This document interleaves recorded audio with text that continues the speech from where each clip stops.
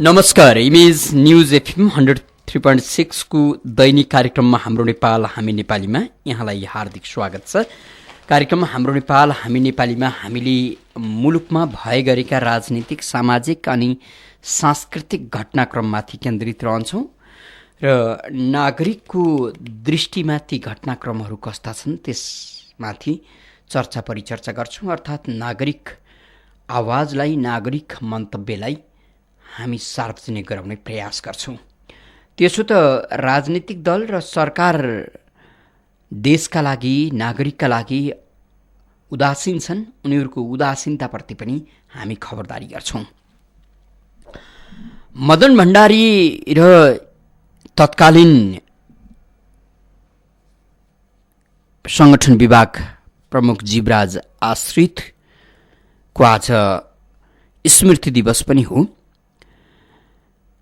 2050 जेठ 3 गते चितवनको दासढुङ्गामा रहस्यमय ढङ्गबाट गाडी दुर्घटनाबाट निधन भएका यी दुई नेताको नेपालको कम्युनिस्ट राजनीतिमा निकै चर्चा परिचर्चा हुने गर्छ। अझ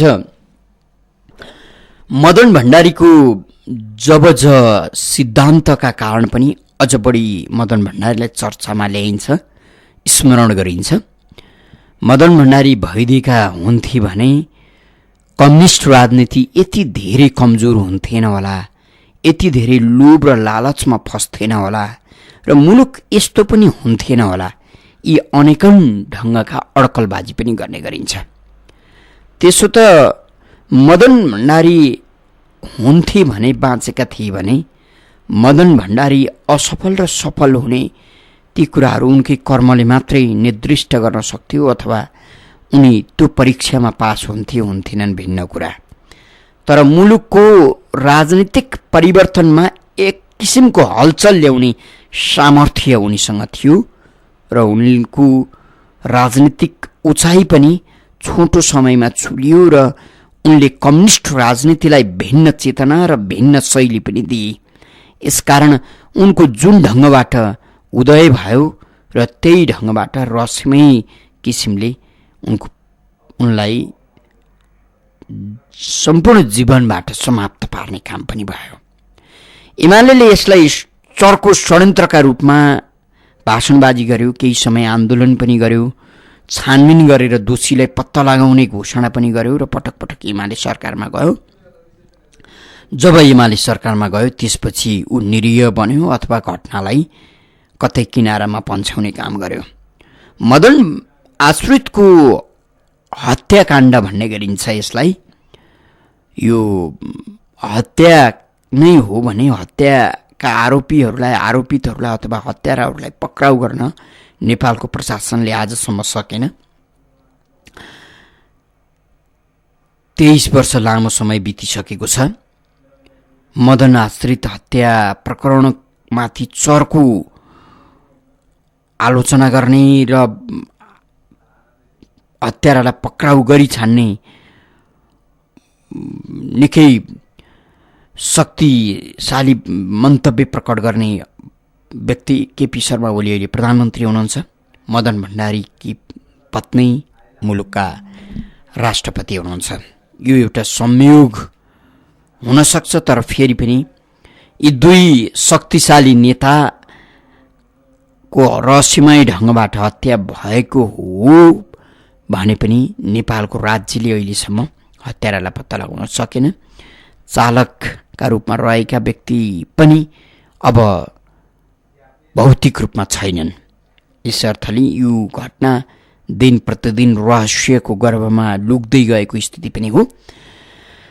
चाहँदा नेपालमा शक्तिशाली मान्छेहरूको हत्या गर्न ठुलो कुरो छैन भन्ने त दरबार हत्याकाण्डले पनि देखाउँछ र राजनीतिक रूपमा, प्रशासनिक रूपमा शक्तिशाली मानिएका व्यक्तिहरूलाई सिद्ध्याउनु नेपाली भूमिमा त्यति कठिन छैन भन्ने दृष्टान्तहरू बेला बखतमा सार्वजनिक भएकै छन्। एक किसिमले अघोषित रूपमा नेपाल अपराधीहरूको सञ्जालको चङ्गुलमा छ अथवा अपराधीहरूको मुठीमा छ भन्न पनि सकिएला। तर यसलाई नेपालको सुरक्षा संयन्त्रले स्वीकार्नेवाला छैन। तर नस्वीकारे पनि फेरि पनि बेला बखतमा दिनदहाडै हुने हत्याकाण्डहरूले नेपाल असुरक्षित छ भन्न चाहिँ करै लाग्छ। जनयुद्धका घटनाहरूलाई यसमा जोड्न मिल्दैन, तर त्यसपछि अथवा बेला बखतमा सामाजिक रूपमा, राजनीतिक रूपमा, प्रशासनिक रूपमा आफूलाई भिन्न बनाएका अथवा चर्चामा रहेका व्यक्तिहरूलाई कुनै न कुनै किसिमबाट हत्या गरिएका दृष्टान्त हामीसँग छन्। मदन आश्रितलाई आज सम्झने दिन उनी यी दुई कम्युनिस्ट नेताहरूलाई सम्झिरहँदा कम्तीमा त्यस बेला उनीहरूले गरेका कर्म र उनीहरूका कर्मबाट नेपाली राजनीतिमा देखिएको तरङ्गलाई मात्रै सम्झने हो भने पनि उनीहरू जीवित भइदिएको भए केही हुन्थ्यो कि भन्ने खालको कल्पना हामी गर्न सक्छौँ।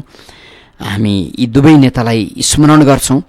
फेरि पनि बिग्रँदै भत्किँदै अत्यन्तै थेत्तरो बन्दै गएको नेपाली राजनीतिमा यी दुई नेताको अभाव आज पनि खड्किएको छ र भोलि पनि खड्किनेछ। हामी कार्यक्रम हाम्रो नेपाल हामी नेपालीमा छौँ। कार्यक्रममा तपाईँ पनि सहभागी हुन चाहनुहुन्छ भने हाम्रो स्टुडियोको टेलिफोन नम्बर 400665 23 र 40066524 फोन गर्न सक्नुहुन्छ। टेलिफोन सम्पर्कमा कोही श्रोता मित्र आइ पनि सक्नुभएको छ, उहाँलाई स्वागत गरौँ। को बोल्दै हुनुहुन्छ? नमस्कार ठाकुरजी। हजुर भन्नुहोस् न। गङ्गा प्रसाद शर्मा नेपाली। फर्स्टमा चर्चा उठिहाल्यो। मदन आश्रित को प्रति हार्दिक श्रद्धाञ्जली व्यक्त गर्न चाहन्छु। अब मदन भण्डारी र जीवराज आश्रित दुवै काम गरेर मात्रै केही ठुला भएका हुन्। सादापन थियो उनीहरूमा, त्याग थियो, समर्पण थियो, देशप्रेम देखिन्थ्यो त्यतिखेर। तर पनि आजसम्म बाँचेका भए दायाँ बायाँ भएकाले विवादित बनाउँथे होलान्। 65 वर्षदेखि विदेशी गुप्तचरको तलब खाने र खुवाउने मिलेर उनको हत्या गरे। यसमा खोजी गर्दैनन् पनि र इतिहासमै रहन्छ, यो कहिले पनि खोजी हुँदैन भन्न चाहे। र हिजोको जुन सिंहसभा घेराउ आन्दोलनबाट परेको पीडाको बारेमा केही चर्चा गरौँ। नागरिकको सातो जाने गरी केही कुरा भन्न चाहन्छु कि यस्ता आन्दोलन धेरै देख्यौँ, भोग्यौँ, अझै कति भोग्नु छ। के संसार यसै गरी चलेको छ, चल्न सक्छ? हिजो कहाँ थियौँ हामी, आज कहाँ छौँ? हिजो हाम्रो सामाजिक, आर्थिक, मानवीय विधिको शासन कस्तो थियो, आज कस्तो छ? सोचौँ। विशेषतः कसका कारणले यस्तो अवस्था आयो, किन ठाडै वैदेशिक हस्तक्षेप भइरहेछ, यो म प्रश्न गर्न चाहन्छु। हिजो हामीमाथि राजनीति गर्ने तनाहरूको अवस्था कस्तो थियो, आज कस्तो छ? तिनको उच्च औकात कहाँबाट आयो? के तिनले उद्योग गरेका थिए, व्यापारी गरेका थिए, नोकरी गरेका थिए वा पैतृक सम्पत्तिबाट जोडेका थिए? होइनन्। हामी माथि राजनीति गरेर, भ्रष्टाचार गरेर जोडेका र हुने नहुने ठाउँबाट पैसा लिएर जोडेका थिए। अचम्मको कुरा त त्यो विधिको, अधिकारको, पहिचानको पनि समुदाय व्यक्तिपछि अलग अलग हुनसक्छ।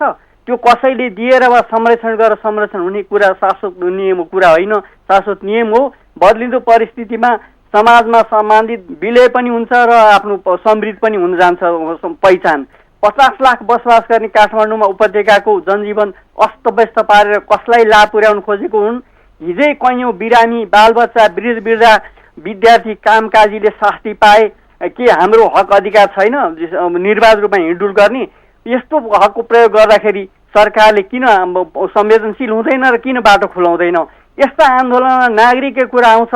अब ढिलो नगरी बुझे हुन्छ। वर्तमान अवस्थाका कारक तत्त्व, दोष यी सबै छन्। भारतले गराइदिएको 12 बुँदे उपज हो यो।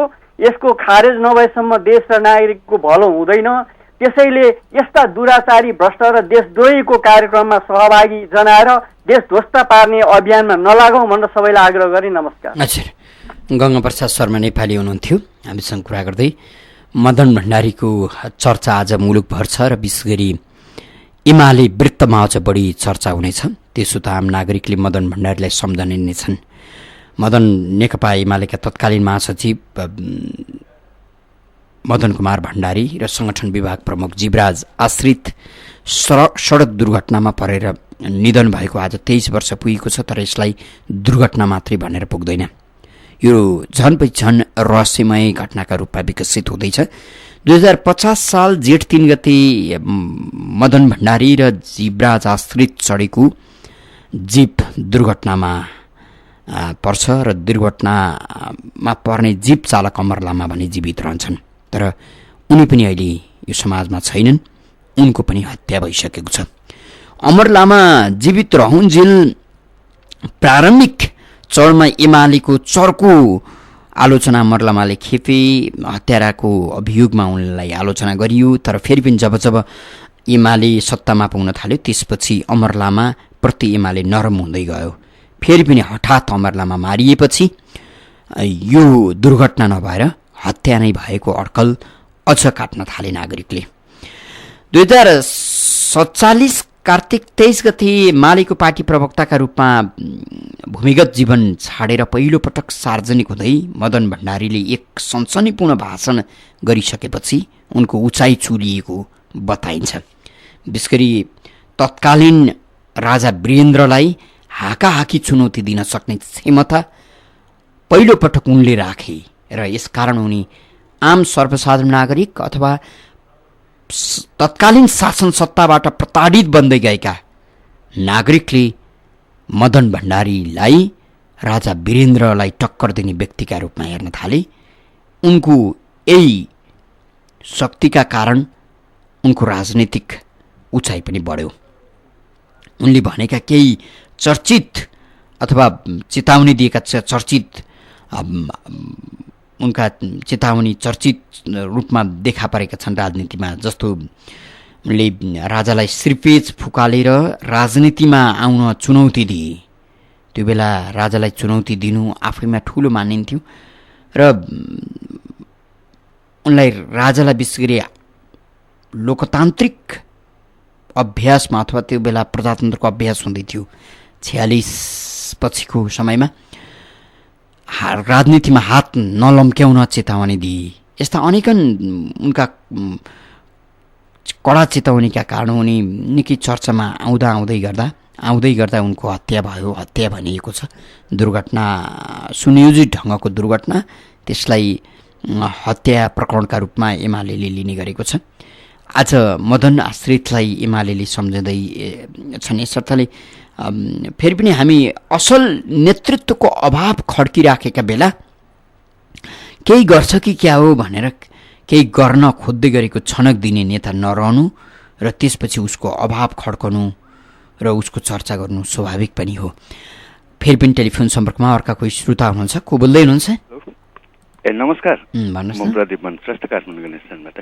हेर्नुहोस्, अब यो मान्छेलाई रोबोट बनाउने राजनीतिक सिद्धान्त मलाई आउँदैन, म मेरो विषयमा जान्छु। अब नेपाली जनतासँग नेपाल सरकारले आजकल यस्तो करले पेलेछ, फेरि पनि अन्धराष्ट्रवादको नारा फलाकै छ। अब नेपालले आफ्नो सीमा क्षेत्रबाट भारत र चीनलाई दिएको सुरक्षा बापत खोइ शुल्क माग्न सकेको? नेपालबाट बगेको पानीको शुल्क खोइ भारतसँग लिन सकेको? क्यानाडाले हेर्नुहोस् अहिलेसम्म अमेरिकासँग आफ्नो बगेको पानीको शुल्क लिन्छ। अब हेर्नुहोस् 2016 सालसम्म सगरमाथा पारीको रिम्बुक गुम्बाले नेपाललाई पोटा तिर्न आएको रेकर्ड सिंहदरबारमा आज पनि जस्ताको त्यस्तै छ। भारतसँग खुला सिमाना भएर पनि 1760 किलोमिटर सीमा भारतको लागि नेपालले सुरक्षा दिइराखेको छ भने 1000 किलोमिटर सिमानाबाट चीनलाई सुरक्षा दिएको छ। यसबाट भारत चीनको नेपाललाई आर्थिक सहयोग भनेको केही पनि होइन। हेर्नुहोस्, भारतको लद्दाखमा मात्र सुरक्षाकर्मीलाई वर्षको खर्बौं खर्च हुन्छ। त्यो चीन, पाकिस्तान र भारतको सीमा सुरक्षार्थ खर्बौं रुपियाँ खर्च हुन्छ, तर नेपाल सरकारले यसबारेमा कुरा उठाउने आँटै गर्दैनन्। किनभने यो कुरा उठाएपछि नेपालमा आफ्नै पद धरापमा पर्ने हो कि भन्ने वनको बाघले नखाए पनि मनको बाघले खाने रोगग्रस्त छ नेपालका नेताहरू। किनभने यी नेताहरूलाई नेपालीले नेता बनाएको हो र बनाउने हो भन्ने कुरो पदमा पुग्नासाथ बिर्सिदिन्छ। नेपाल र नेपालीको लागि यो नै दुर्भाग्य बन्दै आइरहेको छ। कहिलेसम्म यस्तो हुने हो? अर्थात् अप्रत्यक्ष रूपमा स्वतन्त्रता र स्वाधीनतामा नेपाली माथिको वैदेशिक अंकुश कहिलेसम्म हट्ने हो? प्रतीक्षाकै विषय बनिरहेछ। धन्यवाद। हजुर, प्रतिमान श्रेष्ठ हुनुहुन्थ्यो हामीसँग कुरा गर्दै। फेरि पनि टेलिफोन सम्पर्कमा अर्का कोही श्रोता हुनुहुन्छ, उहाँलाई स्वागत गरौँ। को बोल्दै हुनुहुन्छ? कोही श्रोता मित्र टेलिफोन सम्पर्कमा हुनुहुन्छ। को बोल्दै हुनुहुन्छ? हजुर, बनस्थलीबाट निकबहादुर भन्नुहोस् न। यो हजुरले पनि अघि उठाउनु भयो। अब मदन भण्डारीको चाहिँ हत्या गरे पनि अथवा हत्या भए पनि यिनीहरूले के गरे कारण त देखाउनु पर्थ्यो नि त। अब उहाँकै श्रीमती राष्ट्रपतिसम्म बन्नु भएको छ अहिले। अब राष्ट्रपति बनेर मक्त पर्नु भएको छ। आफ्नो श्रीमानको हत्या कारण के हो त्यो अहिलेसम्म बन्नु भएकै छैन। सरी, तपाईँको चाहिँ कति खेप सत्तामा पुगिसक्यो, मन्त्री कति खेप बनिसक्यो। अब यिनीहरूले जालजेल गरेर जनतालाई भ्रममा पारेको छ। अब उहाँको अलिकति उता आएको थियो, तर अब जनताले हेर्न पाइउन अब के सही थियो अथवा थिएन, त्यो पनि केही पुग भएन। अब वीरेन्द्रको हत्या भयो परिवार, अब त्यो बेला काङ्ग्रेस थियो। अब हेर्ने हो भने, जनताले हेर्ने हो भने यिनीहरूको नै हात छ, यी नेताहरूमा धेरै यिनीहरूको ठुलो हात छ। किनभने किन त्यो छानबिन भएन? कारण के? छानबिन हुनु पर्थ्यो। काङ्ग्रेसको सरकार थियो नि त त्यो बेला, कसले गर्यो, के गर्यो? जोसुकैले गरोस्, त्यो त ल्याउनु पर्यो नि, जनताका माझमा ल्याउनु पर्यो। 2,80,00,000 जनताको एउटा चाहिँ राष्ट्रवादी नेता भनौँ अथवा हाम्रो प्यारो राजा किन चाहिँ अहिलेसम्म गुपचुपमा राखिन्छ? अथवा नेपालका नेताको हात थियो, अथवा अन्तर्राष्ट्रको हात थियो, कसको हात थियो? त्यो किन छानबिन हुँदैन अहिलेसम्म? किन खोजी हुँदैन? अब तपाईँको यहाँ राजनीति गर्नका लागि जुनसुकै जेसुकै गर्न तयार हुने, देशलाई नहेर्ने। अब यहाँ तपाईँको हेर्नु न, यहाँ रवैयाहरू नि यहाँ हेर्नु त। अब भारतकै भारतीयहरू 2-4 जना भारतीयहरू नेपालमा आएर चाहिँ अब चाहिँ यहाँ चाहिँ आन्दोलन गर्दैछन्। यी नेपालका अझै तपाईँकै माध्यमबाट मैले चाहिँ इन्टरभ्यूमा मैले सुनेको थिएँ, इन्डियालाई चाहिँ सुरक्षाको गरे। ऊ आफ्नो देशको नेता हो भने आफ्नो देशको सुरक्षा गर्नुपर्छ, देशको सुरक्षा खोज्नुपर्छ। भारतको चाहिँ सुरक्षा खोज्छ, उसलाई त्यत्रो भारतको चिन्ता छ भने किन भारतमा बसेन? किन नेपालमा आएको? भारतमा जानु पर्थ्यो। तपाईँको हाम्रो सिमाना त्यत्रो मिचिँदाखेरि तराईका यी नेता, छुटे नेताहरू किन एक शब्द बोल्दैनन्? हाम्रो भूमि मिचिएको छ, हाम्रो खोला नाला मिचिएको छ, थाहा छ। यिनीहरू एक शब्द बोल्दैन, अनि जनताको नाम लिएर अनि बिहारबाट आएको बिहारीले राज्य गर्ने नेपाललाई। हजुर, यहाँलाई हामी धन्यवाद दिन्छौँ। नेत्रबहादुर बस्नेत हुनुहुन्थ्यो हामीसँग कुरा गर्दै। फेरि पनि टेलिफोन सम्पर्कमा अर्का कोही श्रोता हुनुहुन्छ। को बोल्दै हुनुहुन्छ? हजुर, म तीर्थ पाठक लाजिमपाटबाट ठाकुरजी। आज जुन उहाँ एमाले जुन विद्याजीको श्रीमानको जुन हत्याकाण्ड भयो, अब त उनीहरूलाई छानबिन कसरी गर्छन् त? अब सबै मिली भगत छ। अब उहाँ बाँचिरहनु, उहाँको आत्मा शान्ति मिलोस्, राम्रो होस्, जहाँ भए पनि राम्रो हुनुहोस्। तर उहाँ आज जीवित हुनुभएको भए पनि आज विद्यावती कसरी राष्ट्रपति हुनुहुन्थ्यो त? यहाँ त अहिले सबै भित्रैभित्र राजनीतिकलाई एकदम यिनीहरूले कुरो बनाउँदै गइसकेका छन्, देशलाई खोज्छा बनाइसकेका छन्। अब उहाँबाट पनि राजदूत पनि फिर्ता नेपाल आएका छन्, नेपाली राजदूत फिर्ता आएका छन्। अब इन्डियाले नै अब जनआन्दोलन गरेछन्, घेरेको छ सिंहदरबार। अब यिनीहरू देशलाई त के गर्न खोजेको हुन्, के हो कसो हो? अब यहाँ केही छैन। कुनै पनि राजतन्त्रको हत्याकाण्ड पनि यिनीहरूलाई पत्ता लगाउन सक्दैनन् र विद्याजीको श्रीमानको पनि पत्ता लगाउन सक्दैनन्। सबै यिनीहरूले आफ्नो काङ्ग्रेसलाई नै अघि बढाउन खोजेका हुन्। सबै मिली भगत छन्, अरू केही होइन। यिनीहरू देश सिद्धाउन आँटेका हुन्। भारतको सिमाना मिचिरहेछन्, भूमि मिचिरहेछन्, चेलीबेटी मिचिरहेछन्। भारतमा चारैतिर बेचबिखन भइरहेछ, अत्याचार भइरहेछ। हजुर, तीर्थ पाठक हुनुहुन्थ्यो हामीसँग कुरा गर्दै। फेरि पनि टेलिफोन सम्पर्कमा अर्का कोही श्रोता मित्र आइसक्नु भएको छ, उहाँलाई स्वागत गरौँ। को बोल्दै हुनुहुन्छ? टेलिफोन सम्पर्कमा कोही श्रोता हुनुहुन्छ। को बोल्दै हुनुहुन्छ? हेलो सर, नमस्कार। अशोकजी भन्नुहोस्। घटना सबै रहस्यमा नै गयो, पत्ता लगाउँ बिजोग नै हुने भयो। सबै घटना पदसँग साट्ने भयो, जनतालाई त सधैँ टाट्ने नै भयो। धन्यवाद। हजुर, अशोकजी हुनुहुन्थ्यो हामीसँग कुरा गर्दै। फेरि पनि टेलिफोन सम्पर्कमा अर्का कोही श्रोता मित्र हुनुहुन्छ, उहाँलाई स्वागत गरौँ। को बोल्दै हुनुहुन्छ? 4006523 र 4006524मा तपाईँले फोन गर्न सक्नुहुन्छ।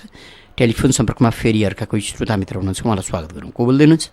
म रामचन्द्र घिमिरे। रामचन्द्रजी भन्नुहोस्। म हिजोको कान्तिपुरमा आधारित रहेर अलिकति बोल्न चाहन्छु। एकजना अशक्त व्यक्तिलाई व्हिल चेयरमा यताउता लैजाँदै गर्ने, दृष्टिविहीनले लैजाँदै गर्दा उत्तरी सडक छेउछाउमा सरकारी प्लेटको सरकारी गाडीले ती व्यक्तिलाई गाली गर्दै हकार्दै आँखा तर्दै हिँडेको भनेको पढ्न पाउँदा अचम्म लाग्यो। सायदै ती चालक नेताजीहरू कतै भूकम्प पीडितहरूलाई सहयोग गर्न चाहँदै हुनुहुन्छ होला, ढिलो हुन्छ भनेर उहाँले चाहिँ ती दृष्टिविहीन साथीलाई आँखा तर्नु भएको होला। चालक, धन्यवाद तपाईँलाई गर्न चाहन्छु। हजुर, रामचन्द्र घिमिरे हुनुहुन्थ्यो हामीसँग कुरा गर्दै। फेरि पनि टेलिफोन सम्पर्कमा अर्का कोही श्रोता मित्र हुनुहुन्छ, उहाँलाई स्वागत गरौँ। को बोल्दै हुनुहुन्छ? म अनन्त हिमाल, अनन्त महाराजगञ्जबाट। हजुर, यो अहिलेको समसामयिक विषय छ। समसामयिक विषय भनेको अहिले तराई केन्द्रित दलहरूले आन्दोलन गरिरहेको विषय छ होइन। अब यसलाई चाहिँ हेर्दाखेरि यो तराई केन्द्रित जनताहरूको माग होइन, यो नेताहरूको सत्तामा पुग्नका निम्ति भारतीय दलालहरू आएर नेपालमा जसरी आन्दोलन गरिरहेका छन्, जब नेपाली जनता कुनै समय यस्तो समय आउँछ नेपाली जनता चाहिँ जागिसकेपछि यो तराई मात्रै होइन, यो तराईका यदि मागहरू जायज उठाउने हो, जनताका माग उठाउने हो भने आज पूर्व वक्ताहरूले भन्दै हुनुहुन्थ्यो तराईका सीमावर्ती क्षेत्रमा सीमाहरू लुटिएका छन्, तेलबेटीहरू भारतको वेश्यालयमा बेचिएका छन्, अनि दिनदहाडै त्यहाँका सुरक्षाकर्मीहरू आएर नेपालमा नेपालीहरूलाई पिटिरहेका छन्। यो विषयमा तराईका नेता एकजनाले आजसम्म न त सदनमा उठाएको छ, न हरेक ठाउँमा यो विषयमा, न अन्तर्राष्ट्र न भारतमा जाँदा कुनै ठाउँमा उठाएको छैन। तर अहिले यी भारतका यी जुन दलालीहरूले चाहिँ जुन आन्दोलन गरेका छन् यसले कुनै पनि राष्ट्रियता, कुनै पनि नेपाली जनता र नेपाल राष्ट्रको निम्ति होइन, यो यिनीहरूलाई निमित्यान्न पार्नुपर्छ र यो भारतका दलालहरूलाई भारततिर लखेड्नुपर्छ र भारतको यो खुल्ला सिमानाको अन्त्य नगरेसम्म, सुनौली सन्धि खारेज नभएसम्म नेपाली जनताले राहत पाउँदैनन्। यसका निम्ति हामीले चीनसित सम्बन्ध गाँसेर अगाडि बढ्नुपर्छ। हस् त, धन्यवाद। यहाँलाई धन्यवाद दिन्छु। अनन्त हिमालजी हुनुहुन्थ्यो हामीसँग कुरा गर्दै। फेरि पनि टेलिफोन सम्पर्कमा अर्का कोही श्रोता मित्र हुनुहुन्छ। को बोल्नुभयो? कोटेश्वरबाट इच्छाराम कृष्ण ठाकुर। हजुर, भन्नुहोस्। सर, हिजो नयाँ पत्रिकामा पढाएको थिएँ मैले, ट्याङ्कर चालकलाई पिटिएर चाहिँ नि त्यहाँ 500 रुपियाँ माग्दाखेरि नदिएर ट्याङ्कर उसलाई ड्राइभरलाई चाहिँ पिटे भनेर इन्डियामा चाहिँ नि खबर यो दिनका दिन जस्तो आइरहेको छ। यसमा नेपाल सरकार के पनि बोल्दैन। अनि अर्को कुरा, एयरपोर्टको जग्गा चाहिँ नि 12 जग्गा बिक्री गर्ने 4-5 जनालाई चाहिँ नि पौड्या छ। अहिले त्यो एयरपोर्टको जग्गा त अहिले पछि पनि पासै नगरिकन बेचिया छ त्यहाँ। हेर्नुहोस्, कोटेश्वरदेखि यो माथि कोटेश्वरदेखि यहाँ चिन्कुनेसम्म चाहिँ आउँदाखेरि पहिले यो चिनो लाउन बाटो बढाउन आउँदाखेरि वैसेल चिनो लाउन आएका थिए। त्यो चिनो लाउँदाखेरि पछि कसरी उ गरे, उहाँ पारिपट्टि एयरपोर्टको जग्गा बढी हालेर यतापट्टि कम हालेर चाहिँ नि त्यो जग्गा 30-60 जग्गा बिक्री भयो। हेर्नुहोस्, र यी नेताहरूको त कुरा गरेर साध्यै छैन, के गर्नु है। अब यदि यी तराईका सोही माग लिएर आएकै होइनन्, यिनीहरूलाई यो मागपट्टि कसैले चित्त बुझाउनै सक्दैन। यिनीहरूको मुख्य ध्येय चाहिने के भने यिनीहरू आयातित हुन्। यिनीहरू आयातित गरेर उसको हिमालको पानी र तराईको समथर जमिनमा आँखा गाड्या हुन् है। अब यो कुरा त हजुरले पनि पटक पटक उठाइरहनु भएको छ र अनि मैले अस्ति एउटा इमान्दार चालकको नाम भन्न बिर्सेछु, त्यस कारणले हजुरलाई भन्दैछु, उहाँको गाडी नम्बर दिएँ मैले 82J8495। उहाँको नाम रहेछ ललिजङ विष्ट, फोन नम्बर 9851040623। उहाँ चाहिँ इमान्दार धेरै देखाएर मलाई यो दोहोऱ्याएर नै भन्नु मन लागेर ठाकुर सरलाई फोन गरेको है। नमस्कार। हस्, यहाँलाई धन्यवाद दिन्छु। इच्छाराम केसी हुनुहुन्थ्यो। फेरि पनि टेलिफोन सम्पर्कमा अर्का कोही श्रोता हुनुहुन्छ, उहाँलाई स्वागत गरौँ। को बोल्दै हुनुहुन्छ? हजुर, भन्नुहोस् न। अब यो मधेसीहरूले जुन ढङ्गको राजनीतिक गरिराखेका छन्, त्यो पनि राजधानी केन्द्रित आन्दोलन, यो बुझि नसक्नुको भयो नेपाली जनतालाई। यहाँ एउटाको मात्रै मधेसीको मात्रै गल्ती पनि छैन र राजनीतिक दलहरू सबै आफ्नो सत्ता स्वार्थ केन्द्रितमा चलिराखे जस्तो देखियो। साथै अब काङ्ग्रेसले अथवा एमाले, माओवादीले, जुनसुकै दलहरूले पनि मधेसका मागहरू साँच्चै नै जायज माग छन् भनेदेखि किन पुरा गरिँदैन? जायज माग छन् भनेदेखि पुरा गर्नको लागि किन केले चाहिँ बाधा हालिराखेको छ होइन?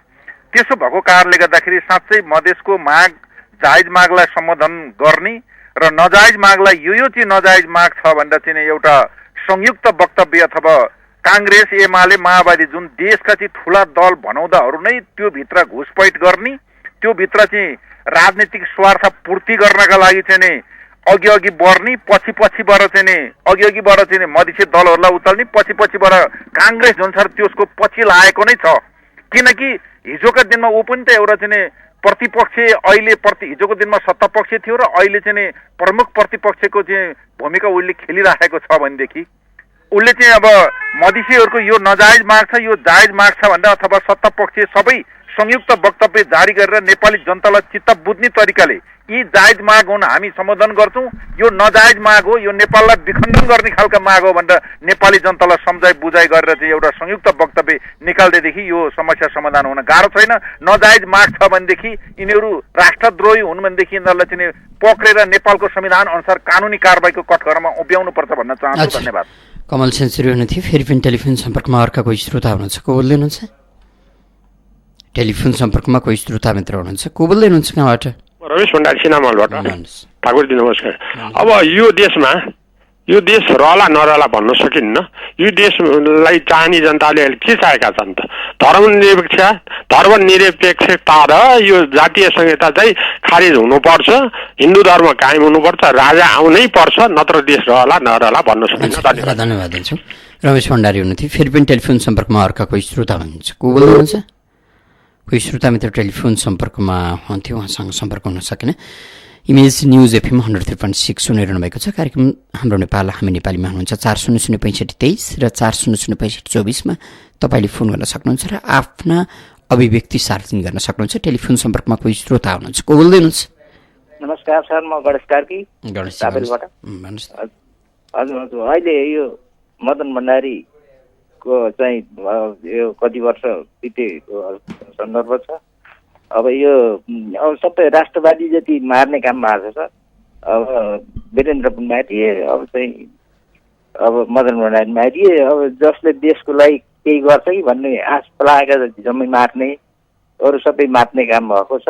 अहिलेको यो सिंहदरबार घेराउ अप्रत्यक्ष भारतको घेराउ हो। यो यसरी बुझेको छु मैले त सर। अब यो चाहिँ त्यसै आएको होइन, यो बुई चढेर आएका हुन्। अब यहाँको सरकार पनि डराइरहेको छ। भारतसँग डराएको थियो, युनिभर्सिटी डराएको होइन। यो भन्ने मैले देखेको छु सर। यत्तिकै।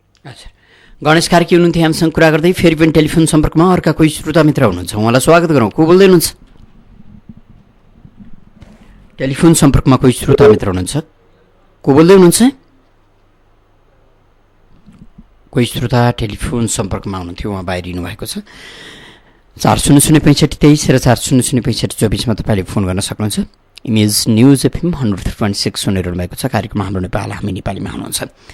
कार्यक्रममा हामीले राजनीतिक दलका कार्यशैली र सरकारका कार्यव्यवहारमाथि केन्द्रित रहन्छौँ, चर्चा परिचर्चा गर्छौँ। विशेष गरी राजनीति सङ्क्रमित छ समाज र देश, राजनीतिको सङ्क्रमणका कारण थिलथिलो बनेको देश र त्यसको चर्को मार खेपिराखेका तपाईँ हामी नागरिक ले राजनीतिक दबदबा र राजनीतिको सङ्क्रमणबाट उन्मुक्ति खोज्ने प्रयत्न गरिराखेका छौँ। तर त्यसका लागि तपाईँको खबरदारी जरुरत हुन्छ। तपाईँले बिग्रँदै भत्कँदै गएका र स्वार्थमा लिप्त हुँदै गएका राजनीतिक दलहरूलाई खबरदारी गर्न सक्नुहुन्छ। टेलिफोन सम्पर्कमा कोही श्रोता मित्र आइसक्नु भएको छ, उहाँलाई स्वागत गरौँ। को बोल्दै हुनुहुन्छ? हेलो, नमस्ते सर। भन्नुहोस् न। यो मदन भण्डारीको कुरा गर्नु पर्दाखेरि तपाईँको चाहिँ देशमा चाहिँ मेन कानुन भनेको मरिसक्यो कि। कानुन चाहिँ कस्तो लाग्छ भनेदेखि बाटोमा हिँड्दै गरेको बटुवाले चाहिँ एउटा स्याउ चढेर भाग्यो भनेदेखि र खानै पाएको छैन र नाङ्लो पसल थापेर मान्छेहरू बसिराखेको छ। अनि खानै नपाएपछि चाहिँ सडक बालबालिकाले 10-20 रुपियाँ चढेर भाग्यो भनेदेखि हो त्यो बच्चाहरूलाई लगेर विभिन्न यातना दिने कानुन, त्यो मात्रै कानुन हो, उनीहरूको लागि मात्रै कानुन हो। तर यहाँ ठुला त के भनौँ, यी राजनीतिका चाहिँ खोलवरेका चाहिँ ग्याङहरूको लागि चाहिँ यहाँ कुनै पनि कानुन छैन। कसरी कानुन छैन भन्नुहुन्छ भनेदेखि दरोहर हत्याकाण्ड ल हेर्नुहोस् है, त्यत्रो नेपाली सेनाको घेराभित्र बसेको चाहिँ दरबारमा चाहिँ त्यत्रो हत्या भयो। अहिलेसम्म त यो हत्यारा हो, यसले हत्या गरेको भनेर पत्ता लगाउन सकेको छैन। जो मान्छे राजकुमार चाहिँ बितिसक्नुभयो, उहाँले चाहिँ मरेको मान्छेलाई चाहिँ उसैले हत्या गरेको हो भनेर भन्छन् भनेदेखि खसीको टाउको देखाएर कुकुरको मासु बेच्थे अरे पञ्चायती कालमा भनेर अहिलेको चाहिँ यी लोकतन्त्रवादी हेमाइटीहरूले कुरा गर्छन्। तर त्यतिखेरको चाहिँ मान्छेले चाहिँ खसीको टाउको देखाएर खसीकै मासु बेच्यो भनेदेखि अहिलेको गणतन्त्रको चाहिँ खोलवरेकाहरूले, लोकतन्त्रको खोलवरे हेमाइटीहरूले चाहिँ नि कुकुरको के अरे खसीको टाउको राखेर कुकुरको मासु बेच्दैछ। यहाँ कसरी होइन भनेदेखि चाहिँ अहिले चाहिँ विद्या भण्डारीज्यू चाहिँ राष्ट्रपति हुनुहुन्छ, आफ्नो श्रीमान मारेको चाहिँ हत्यारालाई त कानुनको कछाडामा उभिउन सक्नु पर्यो नि। अनि पो देशमा चाहिँ न्याय छ, कानुन छ भन्नु सकिन्छ। होइन भनेदेखि कसरी हामीले चाहिँ देशमा चाहिँ न्याय पाइन्छ, कानुन छ, कानुनी राज्य छ भनेर हामीले विश्वास गर्ने ठाउँ काहीँ छ छैन। र हिजोको आन्दोलनको कुरा गर्नु पर्दाखेरि मैले चाहिँ सामाजिक सञ्जालमा देखेको थिएँ, पत्रिकामा पनि देखेको छु, यो विदेशी नागरिकहरू चाहिँ यो सेता गोरा अनुहार भएकाहरूले चाहिँ टाउकामा चाहिँ नि यो नेपाल सरकार यो चाहिँ के मागेको छ, यो अधिकारको नाममा हरेक चिज माग्नेहरूको चाहिँ त्यो पर्चा टाउकोमा बाँधेर चाहिँ फोटो प्रत्यक्ष रूपमा तस्बिर आइराखेको छ। के नेपालको राजनीतिमा विदेशीको हस्तक्षेप के जायज छ? लोकतन्त्र गणतन्त्रमा विदेशीले जे गर्दा पनि हुन्छ? नेपाल यो चाहिँ हो ठिक छ, छिमेकी मेरो घरसँग जोडेको अर्को छिमेकी छ, तर मेरो घरभित्र पस्नुलाई पनि त्यही छिमेकी बोलाउनु पर्ने, मेरो मैले भात पकाएर खाँदा पनि त्यही छिमेकीलाई सोध्नु पर्ने, त्यस्तो स्थिति हो भनेदेखि यो देश कसरी उको लाग्छ? गणतन्त्र लोकतन्त्र आयो भन्दैमा विदेशीले जे गरे पनि नाङ्गो हस्तक्षेप गरे पनि हामी नेपाली चाहिँ चुप लागेर बस्ने हाम्रा नेताहरू पनि, अनि ती नेताहरू पनि स्वाभिमानी भन्छ, हक र अधिकारको कुरा गर्नुहुन्छ। ठिक छ, अधिकार माग्नेले चाहिँ अर्काको अधिकार पनि दिनु सक्नुहुन्छ। अहिले जसरी आन्दोलन चर्काइराख्नु भएको छ विभिन्न बाहना हरेक किसिममा, के उहाँहरूले मागेको अधिकारमा चाहिँ अहिलेको स्वास्थ्य र शिक्षामा समानता दिनु सक्नुहुन्छ? उहाँहरूले अहिले चाहिँ आम नेपाली युवाहरू चाहिँ वैदेशिक रोजगारीको लागि चाहिँ खाडीमा चाहिँ आफ्नो चाहिँ रगत पसिना साटेर चाहिँ त्यहाँ खुनसँग चाहिँ पैसा साटेर चाहिँ दुःख गरिरहेको छ। बाँच्यो भने फर्किउँला, मऱ्यो भनेदेखि बाघसम्म पोको पारेर आम्ला भनेर चाहिँ दुईटा कुरामा एउटा हुन्छ भनेर गएका छन् कि यिनीहरूले रोकथाम गर्ने क्षमता छ? त्यो उहाँहरूले चाहिँ त्यो गर्ने चाहिँ आँट उहाँहरूले गर्नुहुन्छ। यदि आँट छ भनेदेखि कारण कुन कारणले कुन हिसाब किताबले चाहिँ उहाँहरूले गर्नुहुन्छ? यो उहाँहरू गर्नुहुन्न। यहाँ त दङ्गा फसाद गर्ने, कसरी हुन्छ सत्ताको बार्गेनिङ गर्ने, संसदीय व्यवस्था खारिज नगर्नुको कारण नै यही हो, दङ्गा फसाद गर्ने अनि भागभण्डाको राजनीति हरेक क्षेत्रमा भागभण्डा गर्दै जाने हो भनेदेखि यो नेपालमा चाहिँ यो मनपरी तन्त्र कहिलेसम्म चलिरहन्छ? यहाँलाई हामी धन्यवाद दिन्छौँ। सीता गुरुङ हुनुहुन्थ्यो हामीसँग कुरा गर्दै। फेरि पनि टेलिफोन सम्पर्कमा अर्का कोही श्रोता हुनुहुन्छ, को बोल्दै हुनुहुन्छ? कोही श्रोता मित्र टेलिफोन सम्पर्कमा हुनुहुन्छ, को बोल्दै हुनुहुन्छ? कहाँबाट को बोल्दै हुनुहुन्छ? हजुर भन्नुहोस् न। यो म चाहिँ राजेन्द्र पाखरिन बोलेको होइन? हजुर राजेन्द्र पाखरिनजी भन्नुहोस्। यो के भने अहिलेको जुन यो आन्दोलन छ नि यो मधेसीहरूको भन्ने, हेलो सुनिएको छ? हजुर सुनिएको छ। उनीहरूले चाहिँ अब अहिले यो जनजातिहरूलाई पनि लिएर अगाडि लगाएर आन्दोलन गर्दैछन्।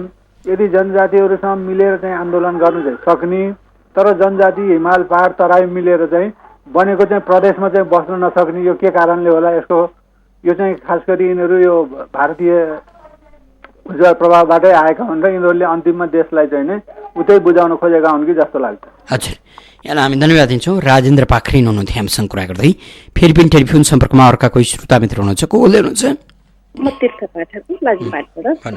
अघि जुन सीता बहिनीले भन्ने भयो त्यो म सबै उहाँको कुरामा सहमत छु। उहाँले ठिकै भन्नुभयो। अब अहिले गणतन्त्र आएको होइन, षड्यन्त्र नै आएको हो। अब विद्याजीले अब आफ्नो श्रीमान मदन भण्डारी के उहाँले कसरी दिनु? उहाँ त नाम मात्र अस्थापना मूर्ति हुनुहुन्छ।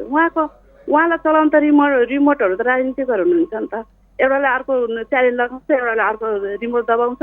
उहाँ त के बोल्ने? जता ढलायो पित्नु भएको लोटा जस्तो हो नि। उहाँ त नाम मात्रको राष्ट्रपति हो, अरू केही होइन।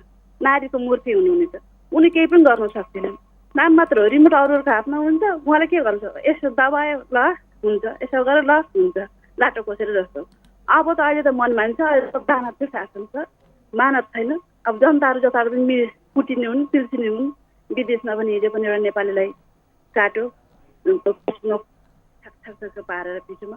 जब 12जना नेपालीलाई त्यसरी रेटेर मारेको छन्, फेरि हाम्रो नेपाली मूर्ख किन जानु पर्यो? यो पाबन्दी लगाउनु पर्यो। विदेश जान चाहिँ मलेसिया झन् पठाउनु भएन। दिन प्रतिदिन चेली बिटेर नाङ्गा भङ्गा भएर कुटेर पिटेर के फिल्म बनाएर नाङ्गा भङ्गा फेसबुकमा फोटो राखेको छ। जताबाट पनि नेपालको चेलीबेटीको बेइज्जत छ, इज्जत केही राखेको छैनन्। गन्दैनन् भारतले त झन् नेपाली चेलीबेटीलाई। यो हामी जे भए पनि सरकारले चाहिँ नेपालको चेलीबेटीको लागि चाहिँ नेपालमै रोजगार राम्रो, विदेश जान दिनु भएन, भारत पनि छिर्न दिनु भएन। एउटा चेलीलाई पनि न नेपाल न भारत न विदेश। म त यही चाहन्छु जसरी हुन्छ चाँडोभन्दा चाँडो चाहिँ सरकारले चाहिँ कानुनलाई बन्दी बनाएर राखेका छन्। न्यायलाई पनि न्याय गर्न दिँदैन। आफ्नो निर्दोष सन्तान नै जेलमा परिरहेछ, त्यसको न्याय पनि मैले गर्न सकेको थिएन। मेरो 50 लाख रुपियाँ खायो होला, तर के गर्नु? मेरो निर्दोष बच्चा जेलमा सजाय काटिरहेछ। हजुर यहाँलाई हामी धन्यवाद दिन्छौँ। टेलिफोन सम्पर्कमा फेरि अर्का कोही श्रोता मित्र हुनुहुन्छ, उहाँलाई स्वागत गरौँ। को बोल्दै हुनुहुन्छ? कोही श्रोता टेलिफोन सम्पर्कमा हुनुहुन्छ, बाहिरिसक्नु भएको छ। इमेज न्युज एफएम 103.6 सुनिरहनु भएको छ। तपाईँ कार्यक्रममा हाम्रो नेपाल हामी नेपालीमा हुनुहुन्छ। तपाईँ पनि यो कार्यक्रममा सहभागी भएर आफ्ना कुरा राख्न चाहनुहुन्छ अथवा राजनीतिक दल सरकारवाला निकायका काम तपाईँलाई चित्त बुझेको छैन र खबरदारी गर्न चाहनुहुन्छ भने हाम्रो स्टुडियोको टेलिफोन नम्बर 4006523 र 4006524 फोन गर्न सक्नुहुन्छ। टेलिफोन सम्पर्कमा कोही श्रोता हुनुहुन्छ, उहाँलाई स्वागत गरौँ। को बोल्दै हुनुहुन्छ? हजुर, पदम महर्जन हजुर, कुपुण्डलबाट। भन्नुहोस्। हजुर, म चाहिँ के भन्न चाहन्छु भने अब यो अहिले मधेसी मोर्चा यो दलहरू मिलेर चाहिँ त्यहाँ उस मण्डलामा बसेका छन् भरमा। अनि जनतालाई यति दुःख छ कि अब यति त्यो यातायात बन्द, यताउति त्यहाँ चाहिँ बन्द भएर अब उतार्ने बाटो छैन। हिजो मैले यति शास्ति खेपेँ भनेदेखि अब मैले जस्तै त्यहाँ हरेक मान्छेले चाहिँ कति शास्ति खेपेका छन् भने उहाँहरूले यो दलहरूले चाहिँ खालि साथ दिएर उसलाई साथ दिएर यो होइन नि। यो जनतालाई सुविधा दिन आएका, जनताले चुनेर पठाएका नेताहरूलाई जनताले चाहिँ चुनेर पठाएको के को लागि? किनभने हामीले जनताले चुनी तराई होस् या मधेस पहाड हिमाल जहाँको होस् न, जनताले के आश गरेर चाहिँ पठाएका हुन्छन्। त्यो उनीहरूले किन नबुझेको भने नि यो 40 लाख जति चाहिँ होला नि काठमाडौँका जनता, यिनीहरूले चाहिँ यो भूकम्पदेखि लिएर अघोषित नाकाबन्दी यो सबै चाहिँ पार गर्दै गर्दै आज आएर अलिकति केही सुविधा पाएका थिए। अहिले आएर हेर्नुहोस् त यो हालत। अब यो चाहिँ कहिले चाहिँ यो नेताहरू मिलेर उहाँहरूले हो के माग गर्नुभएको छ देशको चाहिँ लागि, देश र जनतालाई चाहिँ टुक्राउने र यो उस गर्ने चाहिँ नहेरुन्। उनीहरूले चाहिँ मिलेर सरकारले पनि दिन सक्ने आफ्नो यो जनतालाई चाहिँ यो देश टुक्राउने र यो जनता टुक्राउने, जनताहरूलाई चाहिँ दुःख दिने यो चाहिँ कदापि नगरून् भन्ने चाहन्छु। हजुर, यहाँलाई धन्यवाद दिन्छु। पदम महर्जन हुनुहुन्थ्यो हामीसँग कुरा गर्दै। कार्यक्रममा हाम्रो नेपाल हामी नेपालीको निर्धारित समय सकिएको छ। कार्यक्रम सुनेर र कार्यक्रममा आफ्नो सहभागिता जनाइदिएर साथ दिनुहुने सम्पूर्ण श्रोता मित्रलाई धेरै धेरै धन्यवाद दिँदै बिदा हुन्छु। नमस्कार।